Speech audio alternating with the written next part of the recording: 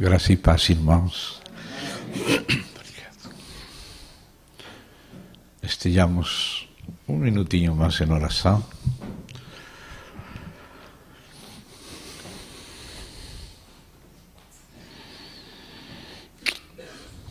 Querido Senhor,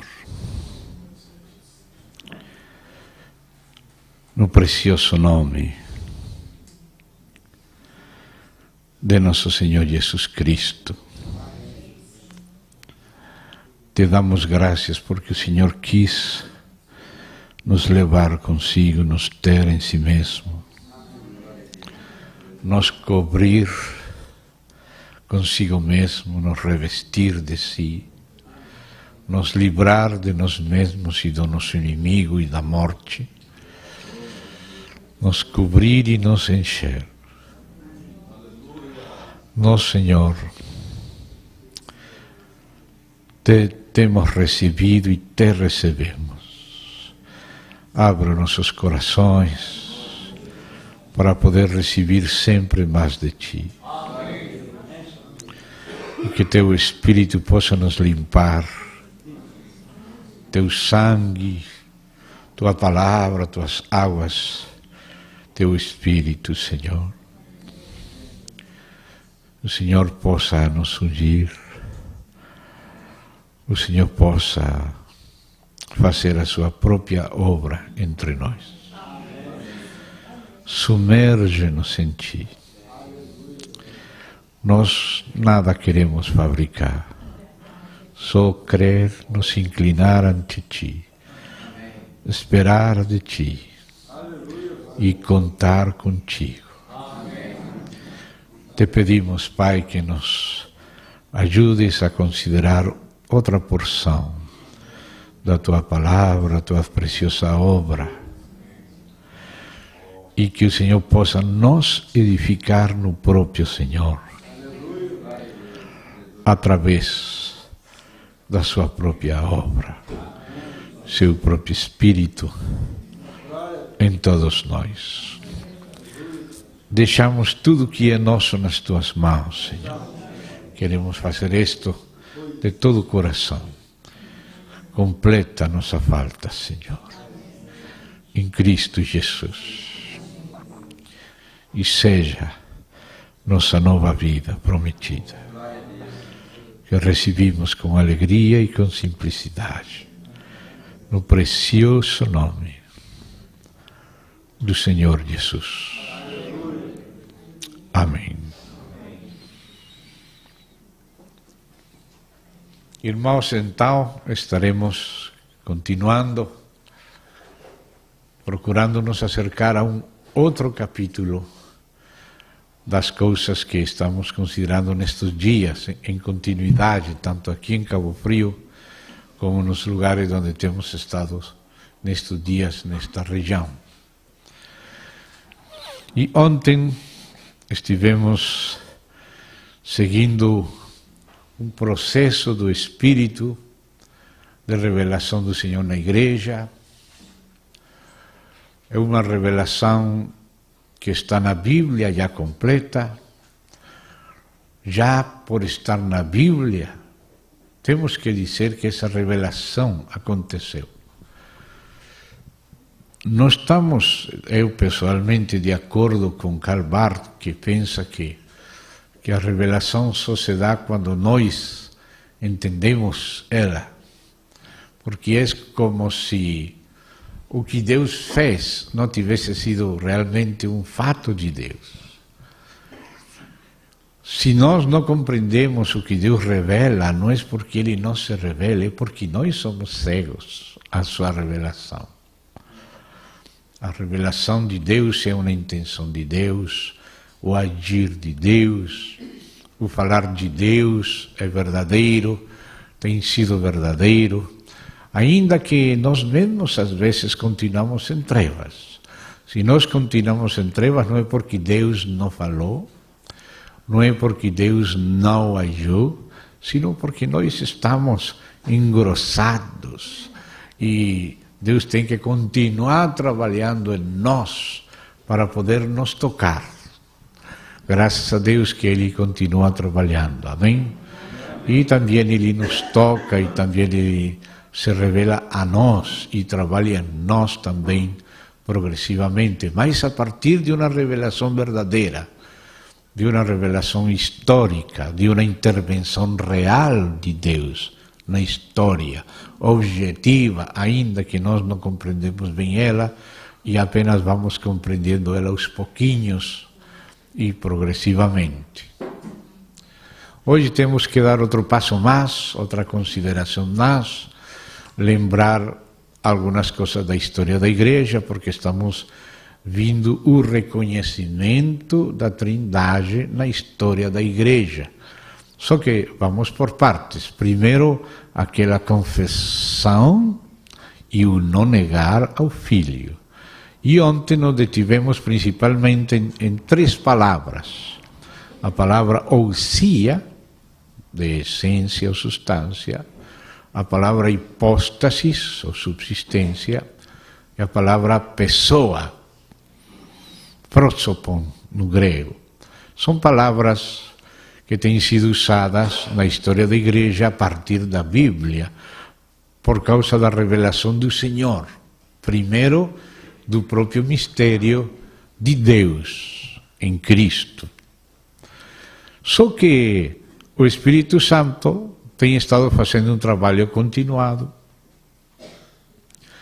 E também temos que ter em conta nesse trabalho continuado, na consideração da Trindade, dois aspectos da Trindade. A Trindade essencial, o que Deus é em si mesmo, imutavelmente, como a palavra do Senhor o disse, com muita clareza aí no livro de Malaquias, o Senhor disse assim claramente: eu, Yahvé, não mudo. Não mudo. Ou seja, que o Senhor é imutável. Ele mesmo disse que Ele não muda. E também se fala do Senhor que Ele é o mesmo ontem, hoje e pelos séculos, para sempre. Então, por ser Deus, Deus, no essencial, no respeito à Trindade essencial, Ele é imutável. Não há mudança em Deus, não há câmbio. Ele disse: eu sou o mesmo, eu não mudo. Deus é imutável. Mas, ao mesmo tempo que Ele é imutável, Ele vai se revelando progressivamente. E não somente Ele vai se revelando progressivamente, sino que também Ele vai se dispensando progressivamente. Porque o aspecto da revelação é para nós lhe conhecer, mas o aspecto da dispensação é para nós lhe viver. Viver por Ele. Então, nesse aspecto da revelação divina progressiva, que não significa mudança nenhuma em Deus, a mudança vai se dando em nós, que vamos compreendendo cada vez mais a Deus, e vamos recebendo cada vez mais de Deus. Isso, então, nos abre a porta para outro aspecto da Trindade, que é aquele aspecto econômico ou administrativo da Trindade. E assim, na história da Igreja, essas expressões têm sido dadas. Nos tempos modernos, especialmente foi nosso irmão Luiz Berkhoff, na teologia sistemática que ele escreveu, onde ele fala destes dois aspectos da Trindade essencial e da Trindade econômica, que não são duas trindades, só que uma se refere ao que Deus é em si mesmo, ante si mesmo, para si mesmo, imutavelmente e eternamente, porque não há melhoria em Deus. Porque se tivesse melhoria em Deus, então ele foi inferior no passado. Não pode haver aumento nenhum na essência de Deus, na realidade de Deus, isso tem que ficar claro. Mas, considerando a Deus se revelando aos poucos a nós, aí se parece que há uma mudança, que há uma progressão, mas não é uma mudança no ser de Deus. É uma mudança para conosco. Nós vamos vendo a Deus cada vez mais, na medida que Ele vai se revelando progressivamente e também se administrando Ele, o Pai, e o trabalho próprio do Pai, logo o trabalho próprio do Filho, o trabalho próprio do Espírito, como tem esse compromisso divino de fazer isso, quando Ele diz, façamos o homem a nossa imagem.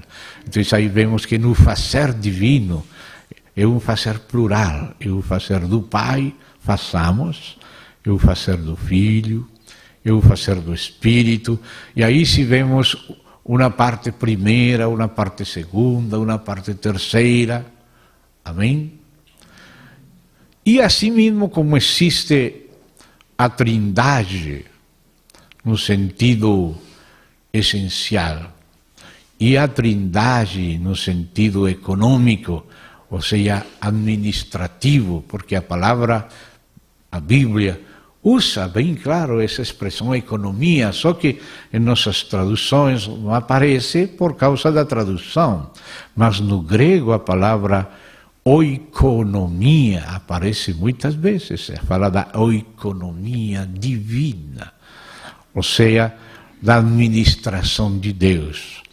Existe a palavra administração, a palavra dispensação, a palavra mordomia, a palavra comissão, a palavra edificação, como traduções parciais desse trabalho de Deus para conosco.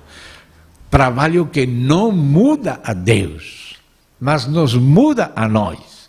Na medida que vamos conhecendo a Ele, vendo a Ele, vamos sendo transformados na imagem dEle, na medida que conhecemos o Senhor, participamos da sua luz, do seu Espírito, da luz da vida, é vida e é luz, essas coisas estão relacionadas. Então aí nos damos conta também que assim como existe o aspecto da Trindade essencial, imutável em Deus, e a Trindade econômica ou administração que Deus faz a nós da sua revelação e dispensar da sua graça, dele mesmo e até dos seus mistérios. Vemos também que existe duas palavras relacionadas, uma principalmente com a Trindade essencial, que é a transcendência de Deus. Transcendência significa que Deus está antes, por acima e depois de todas as coisas. Deus não é as coisas. Não somos panteístas. Não confundimos a Deus com a criação. O ser de Deus é eterno. Aquele ser eterno, imutável, é um Deus transcendente. Ou seja, que transcende a criação. A criação não existia. Não vem existir por causa do conhecimento de Deus, porque alguns confundem a existência do mundo, do cosmos, ou dos mundos, o invisível e o visível, como se fossem parte de Deus, porque Deus necessariamente conhecia desde a eternidade estes mundos possíveis que Ele poderia criar se desejasse. Mas a criação não é parte de Deus, porque não é o conhecimento eterno que Deus tem dela, não é esse o ser dela. O ser dela não vem pelo conhecimento eterno de Deus. O ser dela vem pela vontade, não pelo conhecimento de Deus. E isso temos que ter muito claro, porque a transcendência tem a ver com a Trindade essencial. A imanência de Deus tem a ver com a Trindade econômica, com o agir de Deus, com o sustentar Deus, o ser da criação, com que nosso ser seja no ser dele, como diz a Escritura, nós somos nele, né? Então, às vezes, por causa da imanência, se consideramos a imanência e a economia, e não a Trindade essencial e a transcendência, nós podemos cair na trampa de Satanás, ao esquecer a Trindade essencial transcendente, nós confundir o ser da criação com o ser de Deus. E aí tem havido umas armadilhas no caminho em que alguns irmãos, muito sérios às vezes, têm caído aí. E aí se tem aberto portas para erros. E aí então nós falamos do Deus processado. Mas com a ideia do Deus processado podemos pensar que então não é imutável, se é processado. Então temos que entender que o que a palavra fala é da administração de Deus e da revelação de Deus. Não havendo mudança nenhuma, nem acréscimo em Deus. Nasce acréscimo em nós, na medida que recebemos Deus. Quando a Bíblia fala do crescimento de Deus, não é um crescimento essencial como uma mudança no próprio Deus, sino que nós crescemos no receber luz de Deus e em aproveitar mais a vida de Deus, e a vida de Deus vai circulando entre nós, e nós vamos sendo alimentados e realizados em Deus, e todo esse nosso nascer de novo e crescer nele, e ele crescer em nós, não é um crescer que muda a essência divina, não, é um crescer na administração, na economia. Essa economia tem que ver com o sustento que Deus dá à sua criação, tanto na criação inicial como na nova criação. Então há um crescimento, sim, é um crescimento nosso nele. Vamos conhecendo melhor a ele, vamos desfrutando melhor a ele, e nós vamos crescendo nele. Então aí já vamos vendo que existem também esses dois aspectos. E um terceiro aspecto também que quero fazer menção agora, porque depois deste primeiro preâmbulo vamos passar a dar continuidade aos assuntos de ontem, é também o assunto do Espírito. Assim como o próprio Espírito Santo começou primeiro a glorificar o Filho, nos ensinar acerca do Filho, a primeira parte que ele começou a trabalhar na história da igreja, quando você estuda a história da igreja, você vê que é um ensino de Cristo pelo Espírito à igreja, como ele prometeu, eu edificarei a igreja, o Espírito vos conduzirá a toda a verdade. E a primeira coisa que ele começou a nos ensinar, a primeira tecla que ele bateu insistentemente nos primeiros séculos, é quem é Cristo em relação com Deus. É o assunto da Trindade, e na Trindade começou primeiro a parte do Pai e do Filho. Porque se isso não fica claro, a parte do Espírito não vai ficar claro. E também, quando já se entrou no assunto do Espírito, depois de ficar claro o assunto do relacionamento consubstancial entre o Pai e o Filho, primeiramente a discussão foi no aspecto da essência, da substância, como tradução de ousia, essência. Foi depois, na Idade Média, passando já a Idade Média, começando o período escolástico, que começou o Espírito Santo a ensinar o aspecto personalista, a parte das pessoas. Primeiro ele se deteve na parte da essência. E depois se deteve na parte das pessoas. E primeiro se deteve na parte da trindade essencial. E depois na parte da trindade econômica. E em relação ao Espírito, também do mesmo jeito, o Espírito Santo nos primeiros séculos começou a nos ensinar o aspecto essencial do Espírito.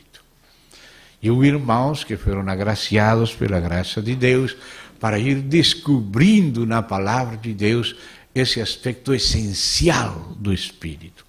Mas quando já não somente houve o reconhecimento da divindade do Espírito, a personalidade do Espírito, depois, então, quando se tive que compreender mais a fundo os trabalhos do Espírito, a economia do Espírito.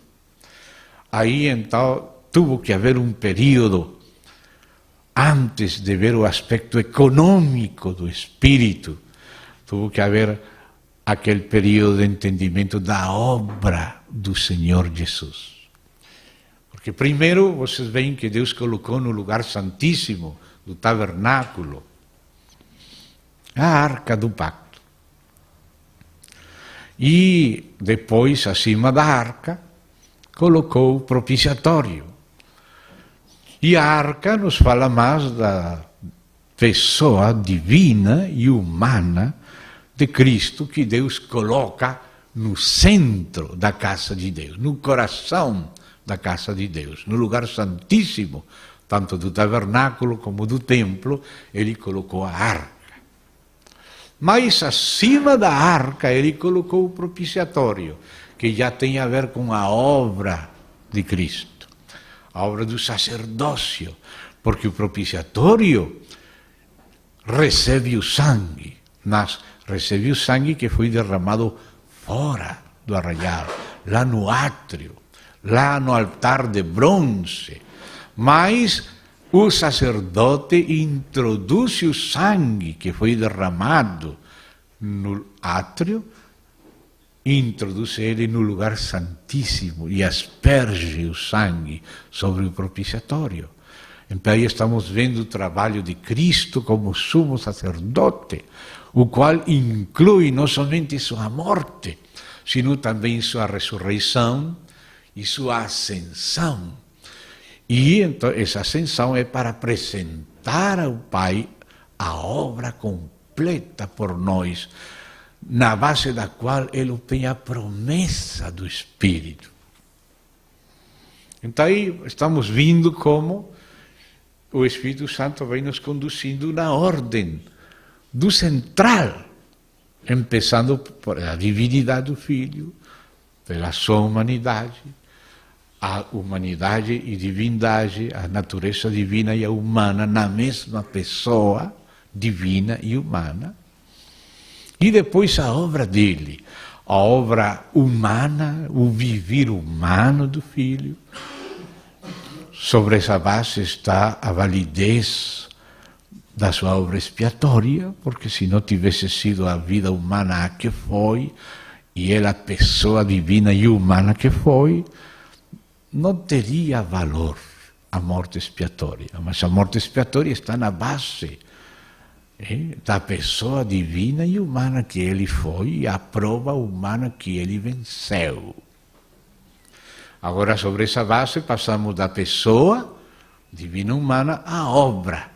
A obra que tem seu viver humano, sua morte expiatória, sua ressurreição, sua ascensão e entronização e o envio do seu Espírito. Mas o Espírito tem que ser conhecido também primeiramente em sua divinidade e o aspecto do Espírito na trindade essencial, e isso foi uma época. Nestes dias estávamos lembrando, e hoje vamos lembrar um pouco mais, que depois do Concílio de Nicéia, que tratou da divindade do Filho, veio o segundo concílio, que foi o primeiro de Constantinopla, que tratou a divindade do Espírito.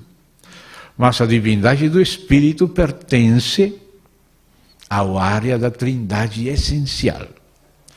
Mas para compreender a economia, a obra do Espírito, era necessário ver primeiro não somente a divindade e a humanidade do Filho, sino entrar mais na obra do Filho. Porque o Espírito depois tomaria tudo aquilo que é do Filho e passaria para nós. E isso seria compreendido melhor muito depois. Irmãos, como nosso irmão André Murray, na sua obra O Espírito de Cristo e O Espírito de Habitação, parece que tem também uma obra que trata com esse título, não estou seguro se é a mesma obra com 2 títulos, porque na obra O Espírito da Habitação tem um capítulo com esse título que parece que virou um capítulo, o título já não só de um capítulo, se de uma obra. Tenho que chegar em casa e conferir se se trata da mesma obra. Eu tenho a obra em inglês, O Espírito de Cristo, e agora consegui as traduções que está fazendo nosso irmão Romeu lá em São Lourenço sobre o Espírito de Habitação, e me pareceu que era a mesma obra com 2 títulos, mas não posso falar agora com certidão, tenho que chegar a fazer essa pesquisa depois. Mas essa parte tem a ver com a trindade econômica, ou seja, que essa tem seu lugar, que se baseia, se sustenta na parte anterior, tanto na parte da trindade essencial como na parte econômica do Filho. A parte econômica do Filho é a base para a parte econômica do Espírito. E também o assunto da transcendência e da imanência também tem a ver com a parte essencial e com a parte econômica. A parte da imanência de Deus tem a ver com a economia de Deus. Mas a parte da transcendência de Deus tem a ver com a trindade essencial. Então, se essas coisas vão ficando mais ou menos claras, aos pouquinhos, caminhando lento, com a ajuda do Senhor, da mão dele, Ele nos vai guardar daquela sutileza do inimigo que sempre quer roubar o que é de Deus para ele. E ele quer, através de certos teólogos, agora liberais, como Paul Tillich, não? Fazer-nos esquecer da parte da transcendência, como se a transcendência se esvaziou e ficou só na imanência e Deus ficou convertido em mundo. E é isso que Satanás gostaria de nos fazer crer, não? E não é assim. Deus é imutável. Deus não se converte em mundo. Deus está sustentando o mundo e Ele é onipresente. E o mundo tem que descansar e existir nele. Mas não há mudança nem desaparecimento de Deus, nem a transcendência de Deus não se dissolve na imanência. O Deus transcendente é o mesmo Deus imanente e o Deus imanente continua sendo transcendente. Então, nessas coisas temos que ir devagar.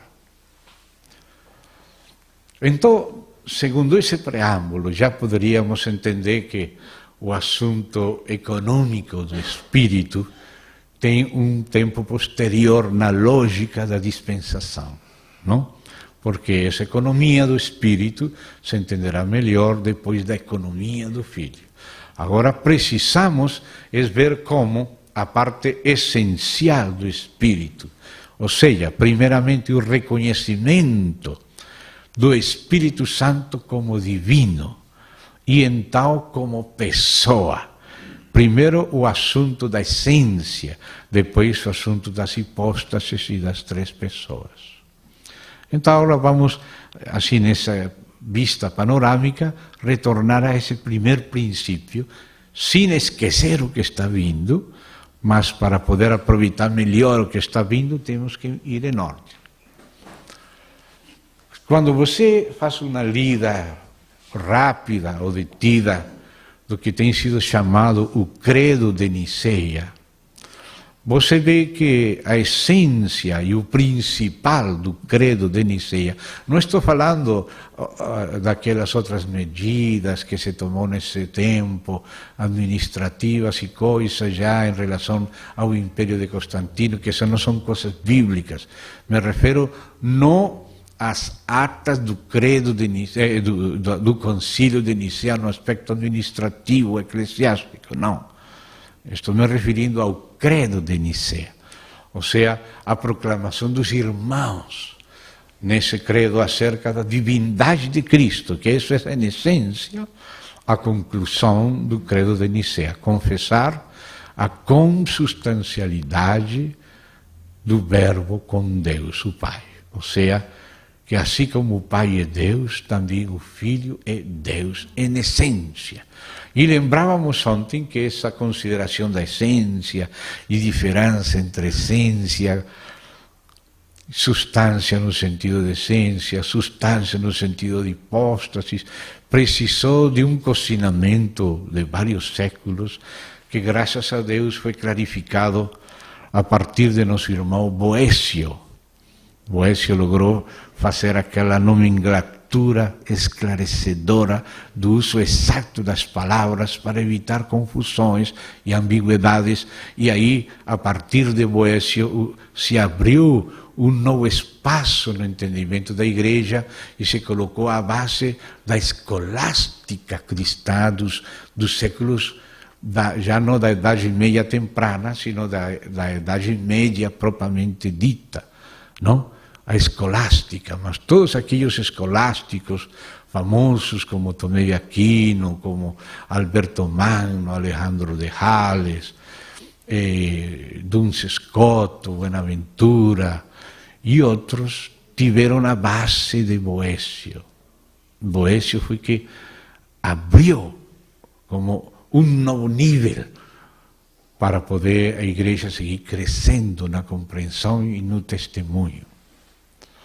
Então, já depois de Boécio, vieram já na Idade Média, não na Idade Média temprana, que começa com Boécio, a escolástica. Na Idade Média propriamente dita, vem depois aquela escola de São Vítor, dois irmãos chamados Hugo de São Vítor. Já São Vítor era um lugar, não? Hugo do lugar de São Vítor e Ricardo de São Vítor, dois irmãos escolásticos, místicos também, que foram a base para poder depois chegar àquelas grandes construções teológicas destes irmãos que mencionamos, como a Suma Teológica, tanto de Alberto Magno, de Tomás de Aquino, a Suma contra os Gentios, e obras que realmente têm sido obras castelos barrocos teológicos de grande valor, que foi necessário que a Igreja passasse por aí para poder chegar a outras coisas posteriores. Então, antes disso, lendo, como dizia, o texto do Concílio de Nicea, você vê que a menção que se faz do Espírito é totalmente mínima. Sim, se faz menção do Espírito, não? Se fala que cremos no Espírito Santo. Isso, só isso fala o credo de Nicea. Quando fala do Filho em relação com o Pai, ficam bem perfeitamente esclarecidos acerca da divindade do Filho. O assunto do relacionamento de divindade com a humanidade teve que esperar outros séculos até o Concílio de Calcedônia. Mas antes de Calcedônia tiveram que passar, todavia, por Constantinopla. 2 concílios de Constantinopla. E no primeiro concílio de Constantinopla, que foi o segundo, depois daquele de Nicea, o assunto que o concílio agora se sentou a meditar bem foi, então, bom, já nossos pais anteriores, falavam eles, não? Nos deram a fé acerca da divindade do Filho, juntamente com a do Pai. Mas só falaram que criam no Espírito Santo, mas não falaram nada mais do Espírito Santo. E agora estava um grupo chamado os melquisedequianos, que negavam a divindade do Espírito Santo. Assim como hoje, aquela linha dos chamados testemunhos de Jeová, eles pensam que o Espírito Santo é uma força. Não? Eu tenho lido livros dos testemunhos de Jeová, onde a palavra diabo aparece com maiúscula e a palavra Espírito Santo com minúscula, tanto Espírito como Santo. É por crer que era uma força, que não uma pessoa, senão uma força. Então, especialmente ante aquele ataque que houve de parte dos arrianos e as consequências arrianas dos melquisedequianos em contra do Espírito Santo, então começou aquela nova pesquisa. Agora chegou a hora de meditar um pouco que é o que Deus fala na palavra, que é o que está escrito acerca do Espírito Santo. Primeiramente, no Antigo Testamento, aparece Deus e o monoteísmo, ainda que a Trindade está aí sempre. Mas a ênfase principal, frente a circunstâncias politeístas, era apresentar o monoteísmo, mas com a trinitariedade escondida. Depois já a Trindade que aparece sugerida e às vezes muito clara, quando você estuda ela à luz do Novo Testamento, você já vê a Trindade bem clara no monoteísmo do Antigo Testamento. Mas chegando já ao Novo Testamento e ficando bem explícita a Trindade e a confissão apostólica sobre a divindade do Filho, agora a Igreja começa a reconhecer isso. E primeiramente se concentra no próprio Filho, porque tem que começar por aí. E depois de trabalhar vários séculos, chegamos a esse quarto século, que foi o século desses dois concílios iniciais, que são muito importantes, que é aquele de Nicea, que foi no ano 325 ao redor, e o primeiro de Constantinopla, que foi no ano 381. No século IV, 381 mais ou menos, esse foi o concílio de Constantinopla, que se ocupou da divindade do Espírito. Então, antes de que a Igreja chegasse a essa conclusão em Constantinopla, no primeiro de Constantinopla, assim como antes de chegar à conclusão da divindade do Filho no concílio de Nicea, houve pessoas que Deus colocou aquelas cargas, como Alexandre de Alexandria, que foi o bispo de Atanásio de Alexandria, o diácono, mas realmente quem depois levou a continuação da luta e a parte sobresaliente da luta foi em Oriente Atanásio e em Ocidente Hilário de Poitiers. Então eles trataram o assunto da divindade do Filho com clareza. E isso foi o tema principal do Espírito nesses séculos. E assim também, como Deus usou a Atanásio, usou a Hilário e a muitos outros, também usou alguns irmãos que é necessário lembrar. Somos devedores deles. E se alguém quer conhecer esse processo, é bom saber os nomes deles e as obras que eles trabalharam. Então temos principalmente 4 irmãos a quienes Deus escolheu para masticar e ruminar e aprofundar no assunto do Espírito, no aspecto essencial da sua divindade. O aspecto da pessoa vem no início da Idade Média, vamos mencionar depois, voltar aí a nos deter em Gilberto da Porrée e os irmãos do lugar de São Vítor, antes dos escolásticos mais famosos, mas retrocedendo antes do aspecto da pessoa ao aspecto da essência, vamos chegar a considerar 4 irmãos. 3 deles eram parentes e foram chamados os 3 grandes capadócios, porque eram da Capadócia, aquela Capadócia perto da Bitínia que o apóstolo Pedro escreve para esses lugares. Quando Paulo ia ir para lá, o Espírito proibiu a Paulo ir para a Bitínia. Mas, quando Pedro escreve, ele escreve para a Bitínia e para a Capadócia, ou seja, que Deus deu a Pedro aquela região e proibiu essa região a Paulo. E Paulo foi para a Macedônia. E Pedro tinha autoridade na Bitínia, e na Capadócia, e no Ponto. Essas regiões ficam perto do Mar Morto. O Mar Morto é aquele que se comunica em Istambul ou Bizâncio, Constantinopla, que é a mesma cidade, através do Estreito do Bósforo com o Mar Egeu, na Grécia. Então, a parte sul oriental do Mar Morto, essa é a parte do Ponto e da Capadócia e da Bitínia. Aí, por esses lugares andou também trabalhando Pedro e depois Matias também. E o Espírito Santo usou 3 irmãos daquela região.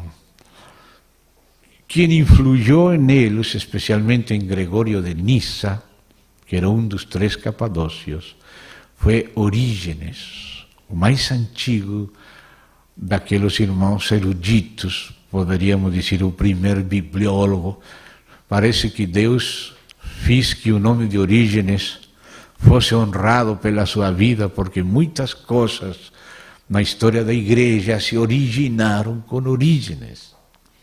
O irmão Orígenes foi como aquele que usou o Senhor para levantar o nível da igreja, que estava principalmente pela bendita graça de Deus, porque Deus não esquece os pobres, e começa pelos pobres, e começa pelas classes menosprezadas, pelos eruditos e pelos ricos. Deus começou com o povo mais simples, amém? E só depois foi que permitiu que o nível popular subisse ao maior nível acadêmico da época. E quem conseguiu fazer esse salto, apresentar o cristianismo agora de uma maneira que fechasse as bocas dos filósofos soberbios, foi nosso irmão Orígenes.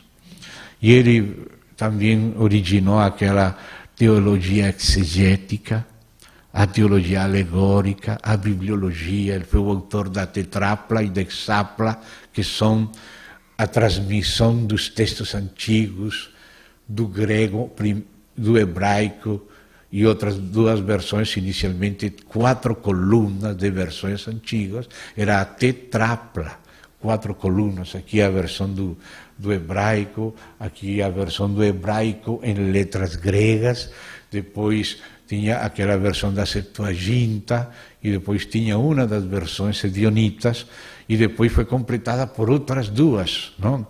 Outra de Símaco, que era a versão evionita, depois outra de Teodosione e de Aquila, e chegou a Tetrapla a virar a Hexapla, a transmissão dos textos antigos como uma políglota de várias línguas, comparado uma versão com a outra, uma ao lado da outra, e graças a esse trabalho se conservaram aquelas versões das Escrituras.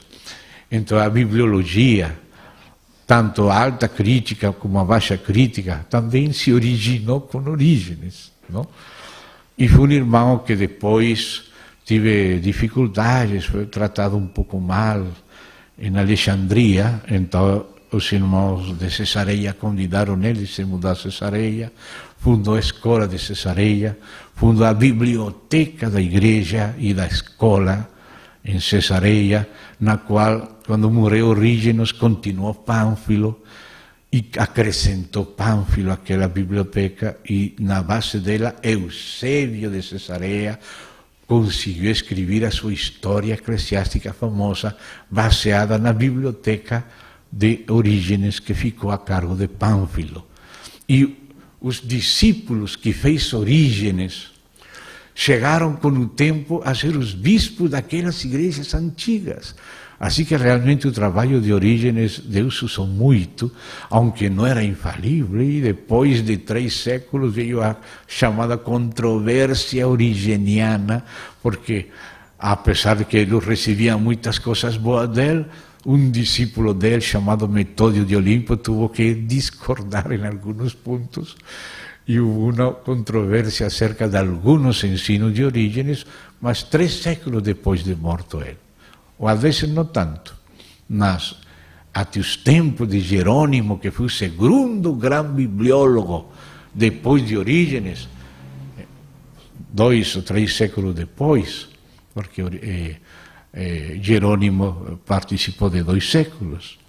Então aí nos damos conta essa controvérsia, mas não vamos entrar nela. Mencionei Orígenes para saber que ele foi uma das influências em um dos grandes capadócios, especialmente em Gregório de Nissa. E Gregório de Nissa tinha um primo, que era outro Gregório, chamado de Nacianzo. E tinha um irmão, chamado de Basílio, que depois foi conhecido como Basílio Magno, ou Basílio Grande. Então, estes 3 parentes, que eram jovens no início, Basílio Magno, Gregório de Nissa e Gregório de Nacianzo, ou Nacianceno, irmãos entre 2 e primos. Um era primo de 2 irmãos, Gregório de Nacianzo, primo de Basílio e Gregório de Nissa. Eles foram os chamados grandes capadócios, porque foram os que ensinaram naquela região da Capadócia e foram os que estabeleceram claramente o testemunho da palavra de Deus naquela região. Então, as chamadas igrejas orientais e ortodoxas são muito devedoras deles. E nós mesmos aqui, em Cabo Frio, somos devedores deles, porque nós também, como eles, confessamos a divindade do Espírito Santo. E esse foi o principal aporte deles. E o ensino deles foi aquele que prevaleceu no Concílio de Constantinopla, que se definiu pela divindade do Espírito Santo. Mas foi o trabalho destes irmãos que chegaram a trazer clareza da Bíblia acerca da divindade do Espírito à Igreja. Então, como temos estado tratando do reconhecimento da Trindade na história da Igreja, não podíamos esquecer estas passagens que são importantes. Hoje em dia, às vezes nós, e às vezes até nas missas católicas, as pessoas repetem, às vezes como uma coturrinha, sem entender tudo o que significa, frases que eram frases deles. Por exemplo, glória ao Pai, ao Filho e ao Espírito Santo. Isso é a coisa mais comum aqui no Ocidente.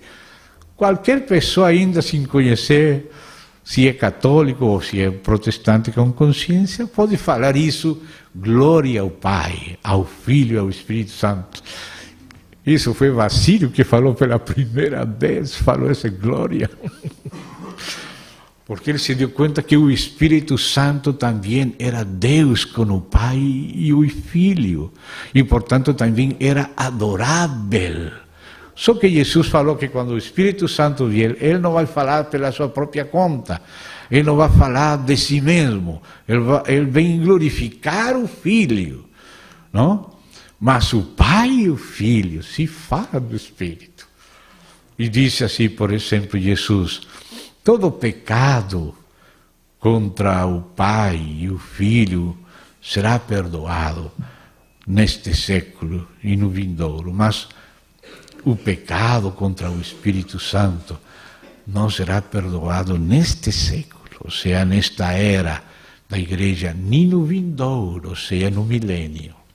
Ou seja, que blasfemar o Espírito Santo, desobedecer a Ele, entristecer, apagar Ele, é coisa seríssima. Porque Ele não estava falando de si mesmo, Ele não apunta para si mesmo, mas Jesus fala do Espírito. E Jesus connumerou com o Pai e o Filho ao Espírito. Connumerar é colocar no mesmo conjunto.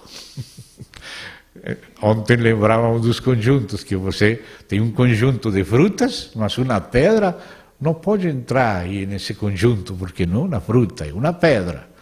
E assim no conjunto das pessoas divinas, só pode entrar o Pai, o Filho e o Espírito Santo. Mas quem reconheceu o lugar do Espírito nesse conjunto foi Basílio Magno. E depois com ele, seu irmão e seu primo. Os teólogos do Espírito Santo no continente, digamos, europeu e Médio Oriente, aquela região do Mar Morto, da Capadócia. Eles foram os que falaram da divindade do Espírito e glorificaram, e de eles vem aquela frase, é original deles: glória ao Pai, ao Filho e ao Espírito Santo. Que hoje nós repetimos assim, mas ninguém falava isso antes deles. Não se encontra em escritos anteriores a eles, começa a se encontrar no final das demonstrações deles, nas cartas deles, nos escritos deles, acerca da divindade do Espírito Santo. Então, se o Espírito Santo é Deus, também é adorado. Então, como se dá glória ao Pai e ao Filho, se tem que dar também ao Espírito. E por isso Jesus conumerou nesse conjunto ao Espírito Santo. Conumerar ele quando falou: ir por todo o mundo, fazer discípulos a todas as nações, batizando-lhes em nome do Pai, do Filho e do Espírito Santo. E colocou essas três pessoas num mesmo nível, num mesmo conjunto. Agora, vou dizer isso, me vai perdoar ele. Neste sentido, vou ter que falar, não no sentido geral. O louco de Carl Gustav Jung quis colocar na Trindade também ao diabo. Vocês ficariam assombrados, mas essa é a psicologia de Jung. Ele é ocultista e fala do mandala e divide o mandala em quatro, como uma moeda, uma arepa em quatro partes. Pai, Filho, Espírito Santo e Diabo, colocando o diabo como se fosse parte de Deus. Essa é a psicologia de Jung, que é ocultista, porque ele foi um filho de um pastor hipercalvinista que não conseguiu superar o assunto do mal, da dupla predestinação. Então Jung cresceu como se o mal fosse querido por Deus e tem origem em Deus. Não conseguiu superar isso em toda a sua vida. Nem o pai de Jung, que era pastor e que aconselhou a Jung não ser teólogo, porque Jung, antes de ser psiquiatra, queria ser teólogo. Mas o pai dizia que não. Dizia ele que não entrasse nesse caminho. Nunca superou o hipercalvinismo da linha do velho Agostinho, do Gotescaldo e de Teodoro Bessa. E isso influenciou na psicologia de Jung, e por isso os satanistas usam Jung para preparar as pessoas no satanismo. Primeiro falando que é parte de nossa psique, e já depois diferenciando, já alguns entrando diretamente em satanismo aberto. Tive que dizer isso porque existe e era um momento apropriado para lembrar isso. Então, já estamos vendo que o aporte dos três capadócios, Basílio Magno, seu irmão Gregório de Nissa e o primo deles, Gregório Nacianceno, foram as principais influências no reconhecimento da divindade do Espírito, no aspecto da trindade essencial, a essência divina do Espírito.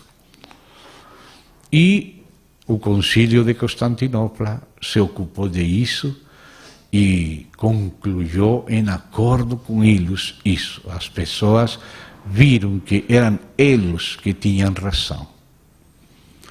Depois, assim como isso acontecia lá no norte, vamos dizer, ao sul do Mar Negro, mas, de todas maneiras, no hemisfério norte, também no hemisfério sul, no Egipto, em Alexandria, houve também um teólogo chamado Dídimo o Cego, porque ele era cego fisicamente, mas tinha muita luz espiritual.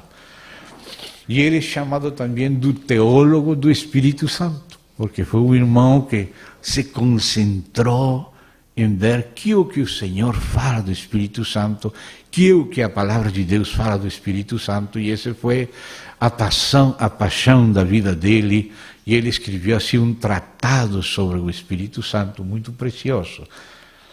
Não sei se se consegue em português, mas em espanhol se consegue. E esse foi o grande aporte da vida dele, da parte do sul, ou seja, do norte da África. E os outros eram da parte do norte, o sul do Mar Morto. Então, esses 4 irmãos, vamos dizer, são os principais representantes do reconhecimento da Igreja, da Trindade, na história da Igreja, mas no aspecto do Espírito. Agora, digamos que o Espírito Santo conduziu a Igreja da cristologia essencial à pneumatologia essencial. Todavia, o aspecto econômico, por exemplo, esse aporte do irmão Andrew Murray sobre o Espírito de Cristo, tinha que esperar muito tempo. Todavia a igreja não estava preparada para esse avanço. Até hoje, já ele morreu faz muito tempo, nosso irmão Andrew Murray, e ainda assim apenas estamos começando a desfrutar aquele aporte dele, que foi chave no avivamento de Gales, que esse foi das riquezas do avivamento de Gales, a claridade teológica da vida espiritual, porque muitos místicos antes dele já viviram isso, mas não conseguiram explicar com clareza. E André Murray foi um místico que conseguiu com clareza avançar na pneumatologia econômica, com A.B. Simpson também, mas isso vem depois, séculos depois. Séculos intermediários tinham que ir acrescentando naquela edificação. Então, por isso, fazemos esse reconhecimento posterior só para ver o que faltou no passado.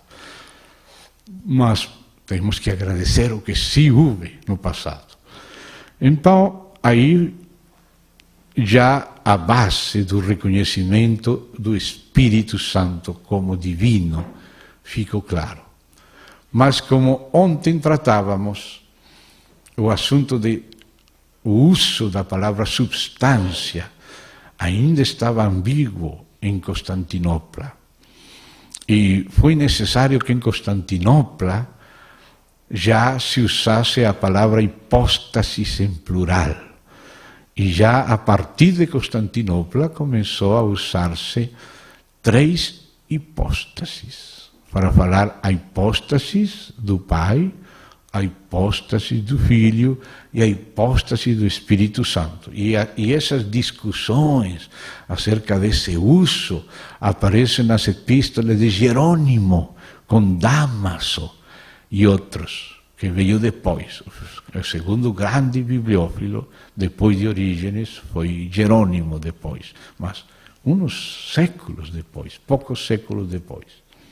Então aí já vamos vendo o avanço do ensino, vamos dizer, sistemático do Espírito, conduzindo a igreja, esclarecendo a igreja para o futuro. Aí chegou o assunto da Trindade completa. Assim depois, então, agora veio outra vez a cristologia a estar no centro. Uma vez que o Espírito já clarificou que há um só Deus verdadeiro que subsiste em 3 hipóstases pessoais, em 3 pessoas distintas, como falava Tertuliano de Cartago. Então aí já o Espírito Santo viu que a nuvem podia avançar, porque a nuvem tem que chegar a uma estação como a galinha e se acostar sobre os pintinhos até que os pintinhos possam sair dela ou os ovos virem pintinhos. Então, assim são as jornadas do povo de Deus, que às vezes duram séculos. Séculos para que vire uma verdade reconhecida universalmente, ainda que começa em alguns irmãos que Deus chama para investigar, perguntar, chorar, gemir a Deus, insistir, querer saber, então Deus responde. Mas se você não tem interesse, fica aí dando voltas todo o tempo até que alguém queira conhecer algo mais do Senhor. Graças a Deus, pois, por estes irmãos. Então, agora depois, voltou o Espírito para a Cristologia, mas no aspecto humano. Então, agora, bom, já sabemos que o Filho de Deus é divino. Agora, como subsiste na pessoa do Filho a natureza humana também? Porque ele disse que ele se fez homem. Então, agora o assunto era que tinha duas naturezas, divina e humana. E aí começou outra pesquisa e outras confusões. Assim que se você encontra muitas confusões por aí, saiba que essas confusões são o normal. Porque é um parto da igreja. A igreja tem estado de parto, entendendo ao Senhor, compreendendo Ele aos poucos. E tem sido o trabalho do Espírito. E no meio daquelas brigas, daquelas confusões, daqueles partos, é que o Espírito Santo vai ensinando, vai esclarecendo, vai trazendo equilíbrio pela direita, pela esquerda, até que a igreja vai sendo equilibrada e esclarecida nos assuntos. Então, aí já se entrou, quando se entrou no segundo grande dogma da igreja, que é a encarnação do Verbo. Aí se entrou também no esclarecimento da antropologia. Nós não seríamos esclarecidos acerca do homem se não houvesse havido na igreja um esclarecimento acerca da encarnação. Então, na história da igreja, e eu tenho que repetir isto aqui também, às vezes nós agora, nos tempos modernos, nos tempos laodiceicos, nos tempos que a gente vira anárquica e já não quer mais bispos, nem pastores, nem obreiros, agora é os direitos humanos, todos somos iguais e tal. Então, ao mesmo tempo que vem aquele desprezo dos anciãos, etc., também veio o desprezo aos dogmas. O que mais gosta o diabo é isso, porque aí pode misturar, fazer um coquetel explosivo para o inferno. Então, eu tenho que repetir isto. Na Bíblia, no idioma grego, se aparece a palavra dogma. Se aparece. Porque alguns dizem, não precisamos de dogmas, somente amor. Vamos nos amar. Alguns jovens lá em Bogotá falam, irmãos, estamos cansados de doutrina, vamos ter comunhão, vamos jogar futebol lá no parque e tal. Iam ter comunhão. E qual era a comunhão? Um partido de futebol. Não há problema que há um partido de futebol, os irmãos, mas justo na hora de estudar a palavra era um partido de futebol. Não por todos os jovens, sino por alguns que achavam que eram mais espirituais e que esse assunto de teologia, de dogma, é uma coisa que não serve para nada, que o importante é a vida, a prática, e a prática era jogar futebol no sábado na tarde, na hora da escola da obra. Então, uns jovens escolheram a escola da obra, outros escolheram o futebol. E hoje, os que escolheram a escola da obra, hoje são anciãos da igreja, e os outros, alguns são hereges, os que escolheram o futebol por Facebook, hereges em Facebook. Olha o que faz Satanás. Então, falo isto, porque isto tem que estar em óleo dos anciãos, dos irmãos que amam ao Senhor. Então, amados, estou fazendo esta digressão necessária. É porque precisamos ver na palavra de Deus que sim existe dogmas na Bíblia e, portanto, também na igreja. Só que a palavra dogma, que é a palavra original grega, dogma ou dogmata, de onde vem teologia dogmática, um dogma é uma verdade conclusiva da palavra de Deus sustentada pela igreja. Uma passagem onde aparece a palavra dogma para mostrar a categoria dessa palavra é quando Augusto César decretou num edicto o empadronamento de todas as pessoas do império. As pessoas tinham que ir à sua casa, à sua cidade onde nasceram e se empadronar lá na lista. E isso era um edicto. Algumas traduções, Reina e Valera traduz edicto, o edicto de Augusto César. E José e Maria foram a cumprir esse edicto. E por isso viajaram para Belém. E lá em Belém foram empadronados. Pois bom, essa palavra que nesta versão de Reina e Valera é traduzida edicto, é a palavra dogmata. Ou seja, é algo autoritativo, decreto, que não pode ser modificado. Mas essa mesma palavra aparece também em outro contexto. Aparece em Atos, depois do concílio, o sínodo de Jerusalém. A palavra mais exata é sínodo, mas tem sido passada para o latim de sin, que é a raiz com, em latim é a raiz sin, em grego, sinapsis, sinagoga, sínodo, que é concílio. Então, em Atos 15, os apóstolos com os anciãos fizeram aquele concílio de Jerusalém, que não estava tratando coisas nécias, senão o tema do concílio de Jerusalém, do sínodo, era a essência do evangelho.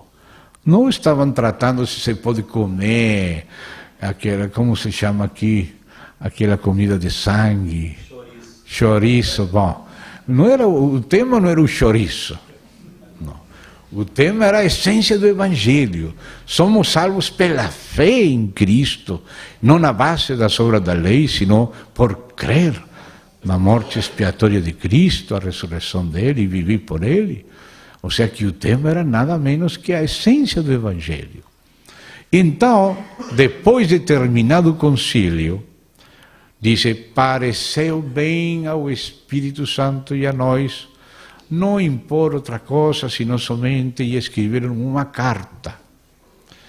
E essa carta, se você vê em Atos, capítulo 16, é só para encontrar a palavra dogma na sua Bíblia depois.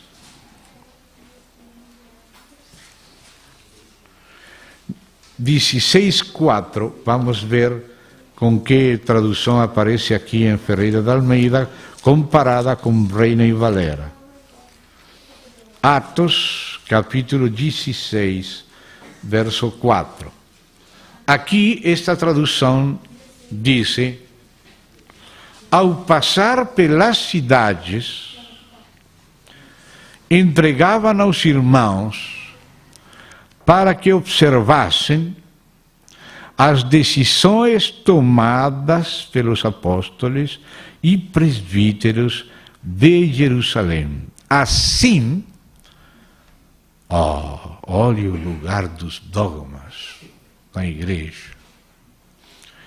Assim as igrejas serão fortalecidas na fé, não com futebol, sino com dogmas espiritualmente considerados. Assim as igrejas serão fortalecidas na fé e aumentavam em número dia a dia. Ou seja, o que fortalece a fé é a palavra de Deus, porque a fé vem de ouvir a palavra de Deus. E quando há fortalecimento na fé, também há aumento das igrejas. As igrejas crescem, e se multiplicam.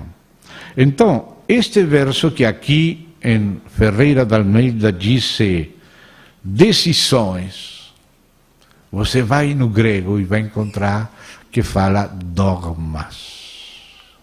Esta tradução aqui de Atos 16:4 diz em Ferreira de Almeida, vou ler devagar pelo castelhano, e al passar por las ciudades les entregaban las ordenanzas, dice esta otra traducción. En un lugar dice edicto, en otro dice decisiones, en otro dice ordenanzas, para que habían acordado los apóstoles, los ancianos que estaban en Jerusalén, para que las guardasen. Mas vocês veem no grego que a palavra exata é dogmas.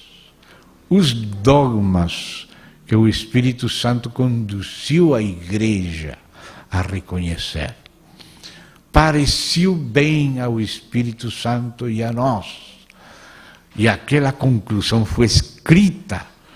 E aquele escrito passou pelas igrejas, com irmãos enviados pelo concílio, porque havia alguns que saíam sozinhos.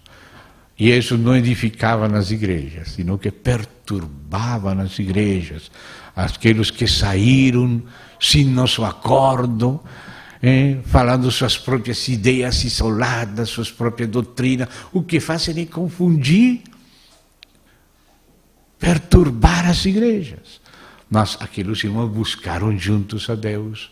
O Espírito Santo conduz eles a um acordo, e aquele acordo era acerca de um ponto essencial, e esse ponto essencial foi parido pelo Espírito Santo no meio deles. A igreja deu à luz algo mais da essência do Evangelho, foi escrito e foi enviado às igrejas não somente o papel, sino irmãos ministros que participaram daquele parto para falar daquelas conclusões e explicar aquele documento no meio das igrejas, e assim as igrejas eram edificadas.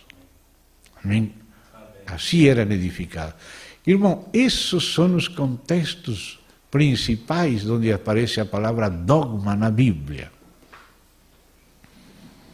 Então nos damos conta que se existem verdades fundamentais pelas quais a igreja tem que pelejar a boa batalha da fé. Vocês lembram que existem diferentes níveis de assuntos que a igreja trata, mas não todos os temas têm o mesmo nível. Em Reina e Valera se percebe o mesmo verbo. Vamos comparar aí Romanos com Judas. Então vamos a Romanos 14 e vamos ao capítulo único de Judas. Então, vou ler em espanhol para depois poder comparar também aqui a tradução. Vamos primeiro a Judas, capítulo único de Judas. Epístola do irmão do Senhor Jesus Cristo e de Tiago, Judas, que está depois de João, antes de Apocalipse. Judas.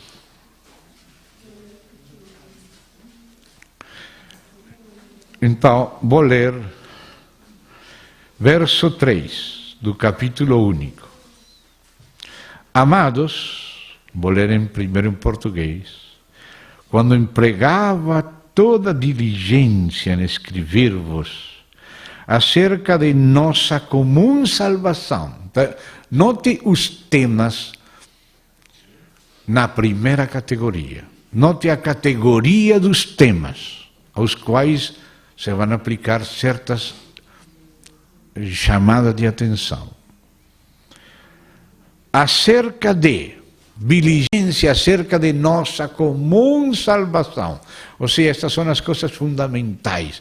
O fundamento é o que coloca uma pessoa na salvação. E disse: foi que me senti obrigado a corresponder-me convosco, exortando-vos a batalhardes diligentemente pela fé que uma vez por todas, isto não vai ser mudado em nenhum século, foi entregue aos santos. Pois certos indivíduos se introduziram com dissimulação, os quais desde muito foram antecipadamente pronunciados para esta condenação, homens ímpios que transformam em libertinagem a graça de nosso Deus. Isso aí já é coisa séria. E outra coisa, e negam o nosso único soberano e Senhor Jesus Cristo. Negam o Filho. Então nos damos conta que as coisas são importantes. Agora vou ler a versão em espanhol para vocês comparar.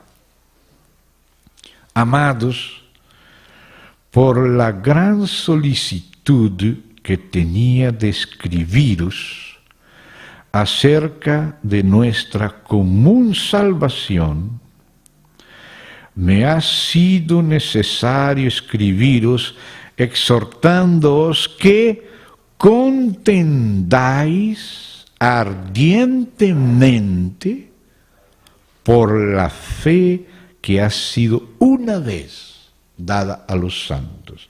Então aqui aparece um verbo que aparece também em Romanos, que é o verbo contender. Em vossa tradução diz: escrever acerca de nossa comum salvação, foi que me senti obrigado a corresponder-me convosco, exortando-vos a batalhardes. Aqui fala contender, de contenda, batalha. Aqui Deus está tratando a igreja pelo Espírito, por Judas, Tadeu, como guerreiros. Aqui não está fazendo diplomáticos. Não está fazendo aqui bolo de tudo. Não. Exortando-vos a batalhar diligentemente. E aqui diz: contender ardentemente pela fé que uma vez por todas foi dada aos santos. Então aqui está usando o verso, a palavra contender ou batalhar, no respeito às coisas fundamentais, que tem a ver com nossa comum salvação, com o verdadeiro uso da graça de Deus, sem libertinagem, e também respeito de Deus e Cristo, nosso soberano. Agora sim, podemos agora passar para Romanos, capítulo 14, onde o apóstolo agora trata outro nível de assuntos, que não são os dogmáticos, onde agora sim é possível ter escola de opinião, mas não podemos confundir o que é fundamental com o que não é. Temos que aprender a distinguir o que é dogmático do que é discutível ou opinável. Então, em Romanos, capítulo 14, vou ler então agora em vossa tradução, primeiro, ou seja, em português de Ferreira de Almeida, diz o 14. Acolhei, do verso 1 de Romanos, acolhei ao que é débil na fé. A pessoa está na fé ainda que é débil, e por causa dessa debilidade tem algumas confusões na consciência, alguns escrúpulos diferentes, mas tem que ser acolhido porque está na fé, está no fundamental. Então disse: não, porém, para discutir opiniões. Em espanhol disse: recibid al débil en la fe, pero no para contender sobre opiniões. Aqui em espanhol, em Romanos, usa o verbo contender, E em Judas usa o verbo contender. Só que em Romanos fala não contender sobre opiniões, e em Judas fala contender ardentemente pela fé. Então você vê que o mesmo verbo é usado em dois níveis diferentes. Quando se trata da fé fundamental, ou seja, do essencial, do que é dogmático, o verbo é contender ardentemente, batalhar diligentemente.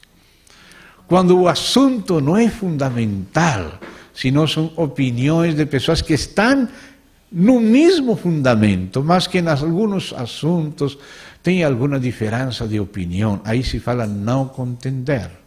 E aqui fala, diz não discutir, não porém para discutir opiniões. Então essas discussões sobre opiniões são de um nível, mas a fé fundamental, que atañe a salvação, atañe ao Senhor, atañe a graça de Deus em sua propriedade. E isso se tem que contender. E isto não pode ser diplomático, tem que batalhar com diligência. Nas outras coisas que são, como vai dar exemplo aqui em Romanos, por exemplo, vai dizer quais são aquelas coisas que vamos chamar de periféricas da escola de opinião. Diz, crê que tudo pode comer, mas o débil come legumes. Quem come não desprecia o que não come. O que não come não julgue o que come, porque Deus acolheu. Quem és tu que julgas o servo alheio? Para o seu próprio Senhor está em pé ou cai, mas estará em pé, aleluia, ainda que caia. Por que estará em pé? Porque o Senhor é poderoso para o suster. Um faz diferença entre dia e dia, outro julga iguais todos os dias. Cada um tem a opinião bem definida em sua própria mente. Note a diferença. Em 1 Coríntios, quando fala do fundamento, diz, ninguém pode colocar outro fundamento. Mas quando já não fala do fundamento, senão sobre edificar sobre ele, diz, cada um veja como sobre edifica. Vê a diferença? Aquilo que não é fundamental, cada um veja como sobre edifica. Mas o que é fundamental, ninguém pode pôr outro fundamento. E aqui fala a mesma coisa. Um faz diferença entre dia e dia, outro julga iguais todos os dias. Cada um tem a opinião bem definida, procure estar claro no melhor que você entende em sua própria mente. Quem distingue entre dia e dia, para o Senhor o faz. Quem come, para o Senhor come, porque dá graças a Deus. E quem não come, para o Senhor não come. Ou seja, se abstém para glorificar o Senhor. E dá graças a Deus, porque nenhum de nós vive para si mesmo, nem morre para si. Então aqui vemos os dois níveis. O nível fundamental e o nível que podemos chamar de periférico, ainda que essa palavra não está na Bíblia. Por isso uso ela com cuidado. Mas escolas de opiniões entre filhos que estão na mesma fé fundamental. E a outra coisa é a fé fundamental. A fé fundamental pertence ao fundamento, e isso é ao qual pertence o que é dogmático. Então, não podemos misturar as duas coisas, porque às vezes nós, em aras da unidade, colocamos na mesma panela serpentes, rãs, sapos e sujeiras que não podemos colocar. Então, no que é fundamental, a igreja tem que ser dogmática. A igreja tem que ser dogmática. O Concílio de Jerusalém decidiu dogmas pelos quais as igrejas foram edificadas, guardadas e cresciam. Não se refere a opiniões em tudo, a quadricular os irmãos, a medida da roupa tem que ser aqui, tem que fechar este botão aqui, o véu tem que ser mais longo, mais curto, de cor branco. Essas não é coisas fundamentais. Nisso, onde a Bíblia dá liberdade, nós temos que dar. Onde a Bíblia fala claro, nós temos que falar. Então, por que falamos disto? Porque se existem dogmas fundamentais na igreja, e o primeiro deles é a Trindade, e o segundo deles é a encarnação do Verbo de Deus. E o terceiro deles é a expiação, a morte de Cristo, a ressurreição, a vinda do Espírito, a justificação pela fé. Essas são verdades fundamentais. A vida santa no Espírito, a igreja, o corpo único de Cristo, o propósito eterno de Deus. Esses são pontos chaves. Então, nós temos que distinguir quais são esses pontos chaves, qual é a hierarquia disso. E essa hierarquia também tem uma ordem lógica na administração. Tudo começa por Deus. E o Espírito começou traindo essa tônica na história da igreja. Jesus falou: eu edificarei a minha igreja. O Espírito vos conduzirá a toda a verdade. Vos fará lembrar as coisas que eu disse. Vos fará saber as coisas que virão. Então o Espírito Santo vem para glorificar o Filho. E como? Nos mostrando o relacionamento do Filho com o Pai, no aspecto essencial. E depois a divindade também do Espírito, no aspecto essencial. Depois vem o aspecto econômico, mas o econômico descansa no essencial. A imanência descansa na transcendência, senão vira panteísmo. Não há panteísmo. Panteísmo é um ateísmo disfarçado. Panteísmo é o desejo do diabo para se fazer ele Deus e ser adorado em lugar de Deus, usando o nome de Deus, mas aplicando esse nome às criaturas e não a Deus. Então, o panteísmo é a moda da nova era. Esse assunto de Gaia e esse ênfase ecológico, não é que estemos em contra da ecologia, mas muito ênfase ecológico, como aquele príncipe Felipe, esposo da rainha de Inglaterra, que quer reencarnar como um vírus para destruir muita gente humana e preservar a natureza. Meu Deus, preservar a natureza e destruir a humanidade. Todo em aras da deusa Gaia. Que é a terra, a mãe terra, agora é a religião da mãe terra, de novo. Por causa de imanentismo sem transcendência divinas. Processo satânico na filosofia e na teologia, que depois tem consequências na vida prática.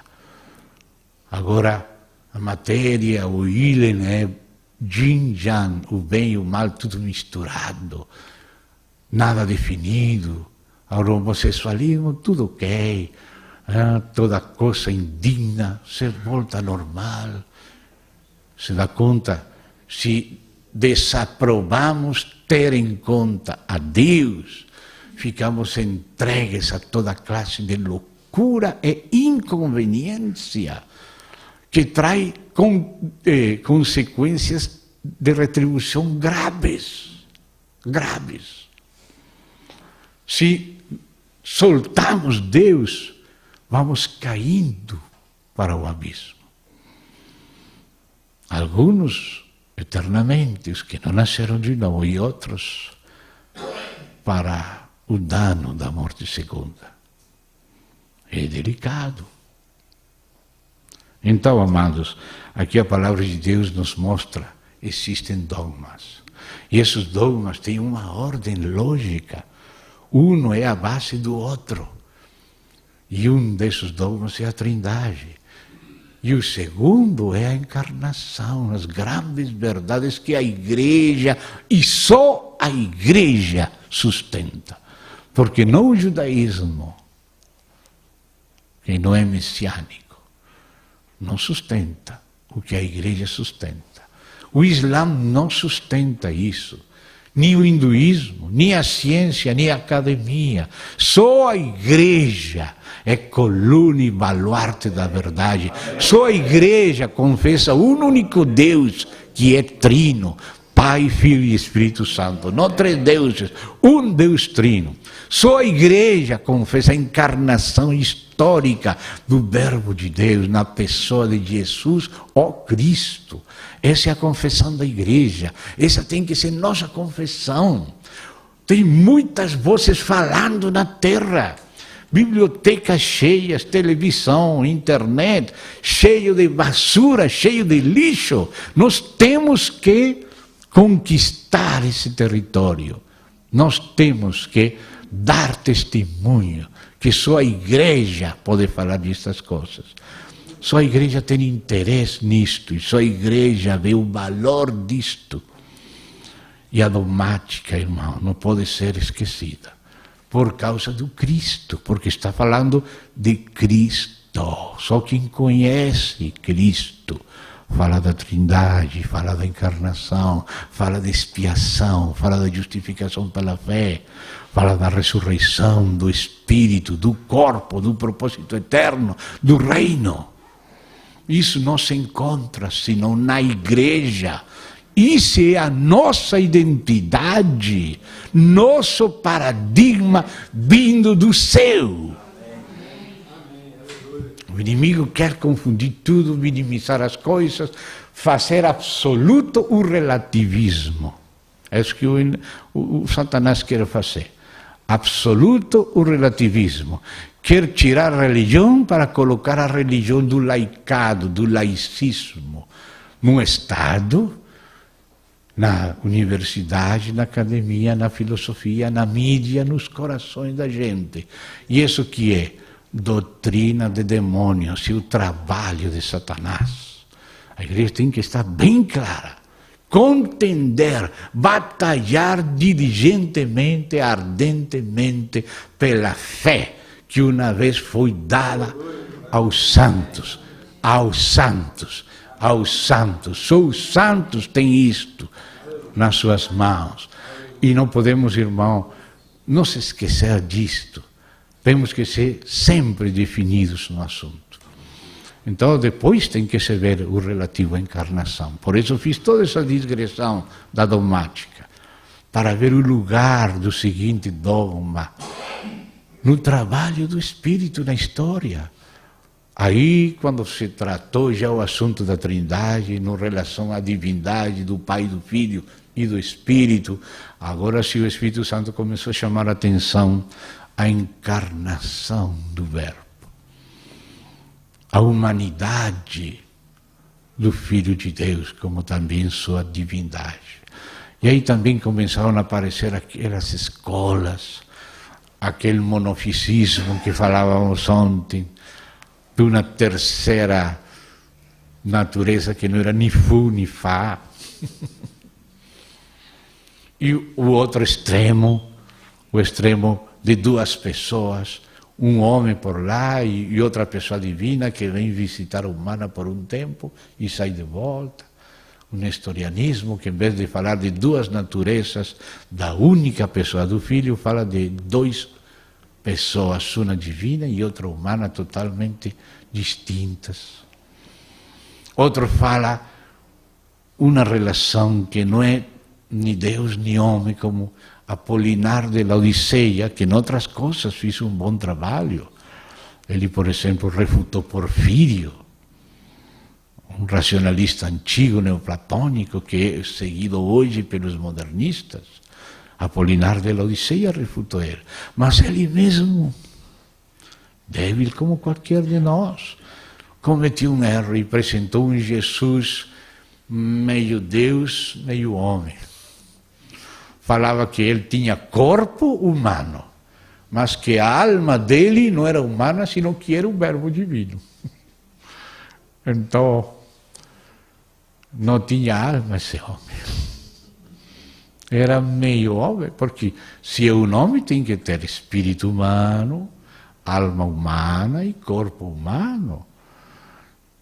Ser a pessoa divina do Verbo, mas também uma pessoa que assumiu também a natureza humana completa, com espírito humano, com alma humana, com corpo humano. Mas Apolinar tratou de resolver e fez um malabarismo aí, tirou a alma humana e colocou o Verbo no lugar da alma. Então Jesus não era nem homem nem Deus. Era uma mistura estranha. Mas os apóstolos apresentaram assim a Jesus como Apolinar? Não. Então aí foi necessário outros irmãos. Entre esses, um deles, Teodoreto de Ciro. Teodoreto de Ciro.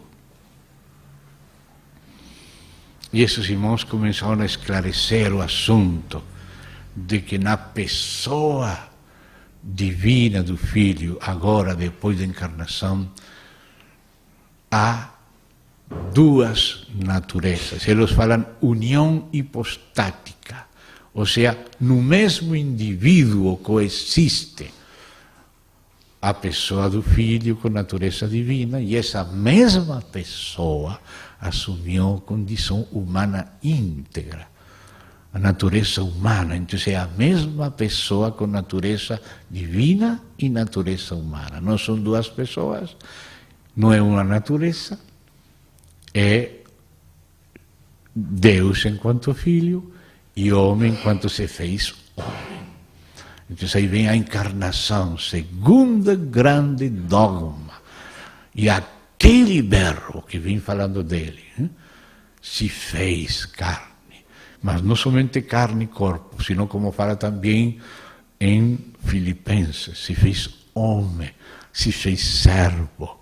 Você vê a ele com o espírito humano, Pai, em tuas mãos encomendo o meu espírito.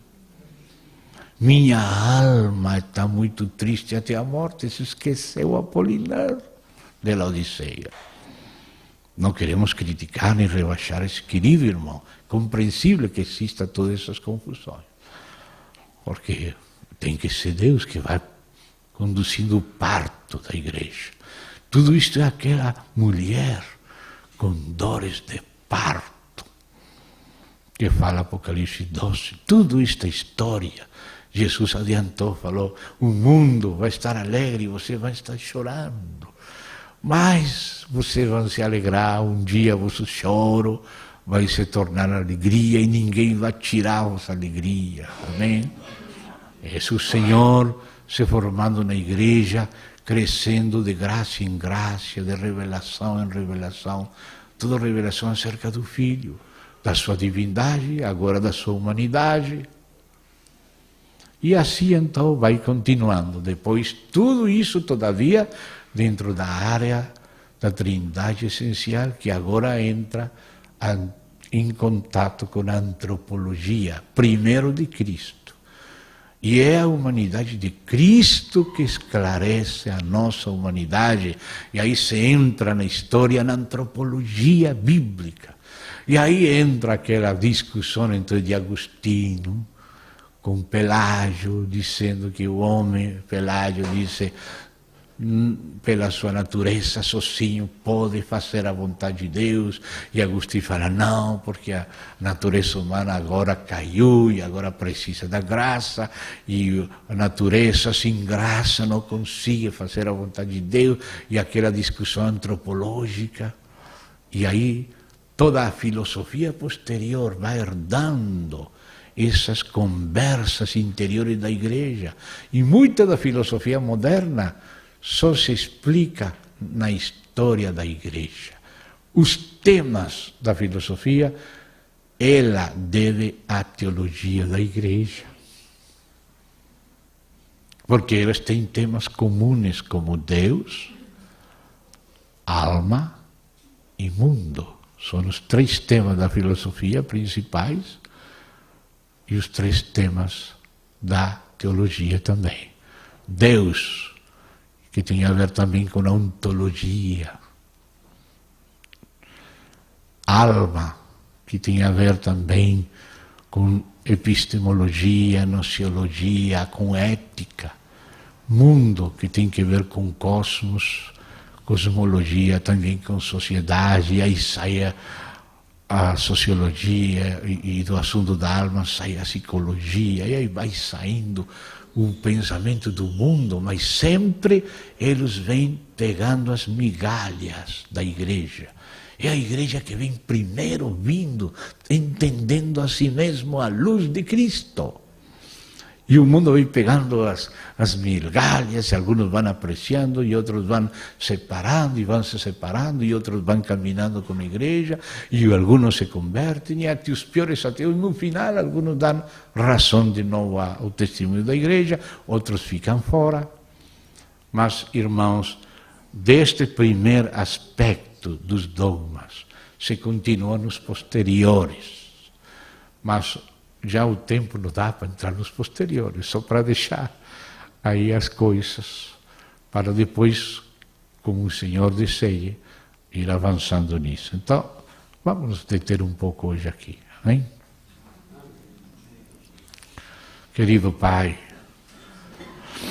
agradecemos ao Senhor estas oportunidades que nos dá juntos, de repassar juntos estas coisas, já consideradas por alguns, por outros a considerar, e nós sabemos a providência do Senhor com estas gravações, filmações, deixamos tudo nas tuas mãos. Só o próprio Senhor é a verdade total, teu Espírito e tua palavra. Nós vamos detrás do Senhor aprendendo e ainda querendo aprender mais. Encomendamos nossas vidas nas tuas mãos, nos afirma no conhecimento espiritual de Ti e afirma nosso testemunho e afirma a Tua graça em nossas vidas. Sustenta-nos em Teu Filho amado. Em nome de Cristo Jesus. Amém. A graça e a paz de nosso Senhor Jesus seja com todos. Amém.